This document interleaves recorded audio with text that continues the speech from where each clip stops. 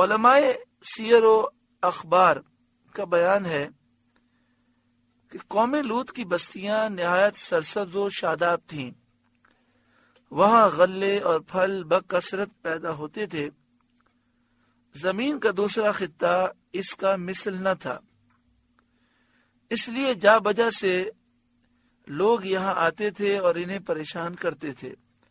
صدر افاضل نعیم الدین مراد آبادی علیہ الرحمہ یہ لکھتے ہیں کہ قوم لوط کی جو بستیاں تھیں، ایک تفسیر کے مطابق 5 بستیاں تھیں۔ یہاں علاقہ بڑا سرسبز و شاداب تھا اور لوگ پھل توڑنے کے لیے یہاں آ جاتے تھے اور انہیں تنگ کرتے تھے، انہیں پریشان کرتے تھے۔ حضرت صدر الافاضل مولانا نعیم الدین مراد آبادی علیہ الرحمہ تفسیر خزائن العرفان میں آگے لکھتے ہیں، ایسے وقت میں ابلیس لعین ایک بوڑھے کی صورت میں نمودار ہوا اور ان سے کہنے لگا کہ اگر تم مہمانوں کی اس کثرت سے نجات چاہتے ہو تو جب وہ لوگ آئیں تو ان کے ساتھ بدفعلی کرو۔ اس طرح یہ فعل بد انہوں نے شیطان سے سیکھا اور ان میں رائج ہوا۔ وما کان جواب قومہ، اور اس کی قوم کا کچھ جواب نہ تھا، الا ان قالوا اخرجوہم من قریتکم، مگر یہی کہنا کہ ان کو اپنی بستی سے نکال دو۔ یعنی جب بھی آپ انہیں نصیحت کرتے تو کہتے کہ لوط علیہ السلام کو اور جو ان کے ماننے والے ہیں ان کو بستی سے نکالو۔ انہم اناس یتطہرون، یہ لوگ تو پاکیزگی چاہتے ہیں، پاکیزگی ہی اچھی ہوتی ہے، وہی تعریف کے قابل ہے۔ لیکن اس قوم کا ذوق اتنا خراب ہو گیا تھا کہ انہوں نے وہ صفت جس کی خوبی بیان کرنی چاہیے اس کو عیب سمجھ لیا۔ تو انہوں نے یہ جو کہا نا انہم اناس یتطہرون، یہ لوگ تو پاکیزگی چاہتے ہیں، یہ ان کا مقصد یہ تھا کہ یہ لوگ پاکیزگی کو برا سمجھتے تھے۔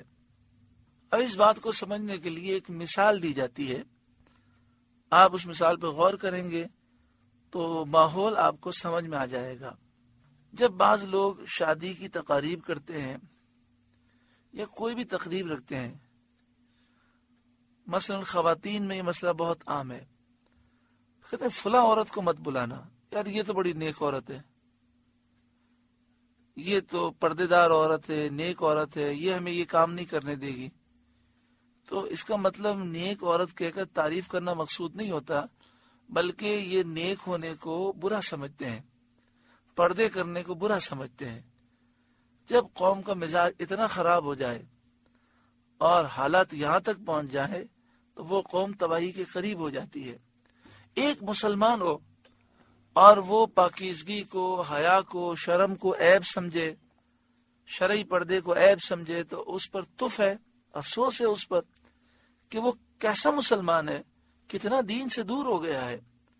اسے اللہ کے غضب سے ڈرنا چاہیے کہ انسان اگر شرم و حیا کا پیکر نہ ہو، پردہ شرعی ہماری بہنیں اگر نہ بھی کریں تو کم از کم اس کی دل میں محبت تو رکھے۔ نعوذ باللہ من ذالک۔ آج ماحول اس طرح کا ہو گیا کہ یار یہ ہماری محفل میں فٹ نہیں ہوگا، اس کو نہیں بلاؤ، اور رشتے کی بات بھی ہو تو یہی جملہ کہا جاتا ہے، نہیں یہ تو بہت پردے والے ہیں۔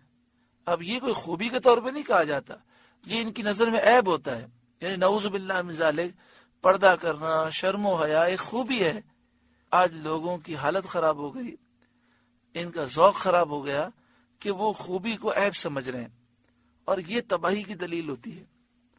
کم از کم اتنا تو ہونا چاہیے کہ انسان اگر خود شریعت پہ عمل نہیں کرتا تو شریعت کی محبت تو دل میں ہو، انسان گناہ کو گناہ تو سمجھے، نیکی کی محبت تو ہو۔ انشاءاللہ تعالی قرآن کا درس عام ہوگا، قرآن کے نور سے منور ہوں گے تو یہ ساری برائیاں انشاءاللہ دور ہوں گی۔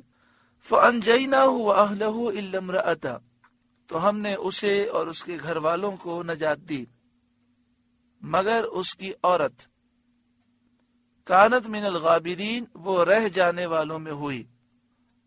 حضرت لوط علیہ السلام کی بیوی زوجہ دل سے کافر تھی، ظاہر مسلمان کرتی تھی، یعنی منافقہ تھی، اور اپنی قوم سے محبت رکھتی تھی۔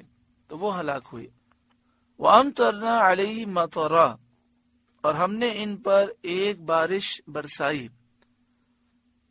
فَانظُرْ كَيْفَ كَانَ عَاقِبَةُ الْمُجْرِمِينَ، تو دیکھو کیسا انجام ہوا مجرموں کا۔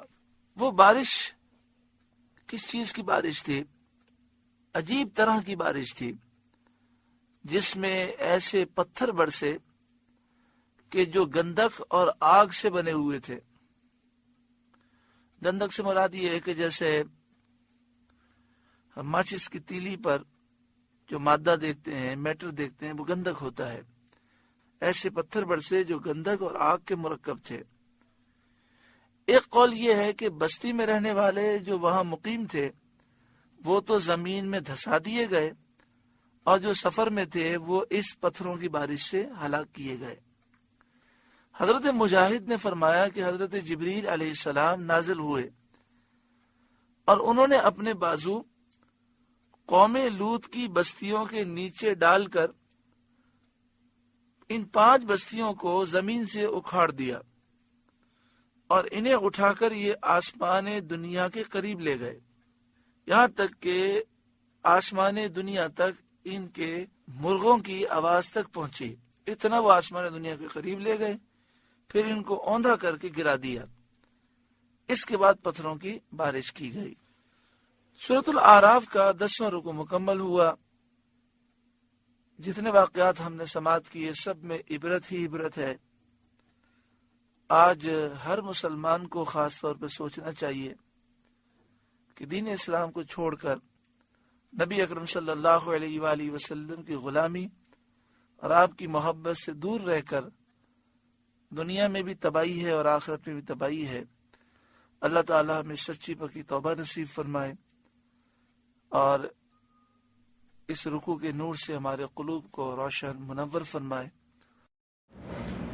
آپ سے گزارش ہے کہ قرآن کے اس پیغام کو آگے پہنچا کر ثواب جاریہ حاصل کریں۔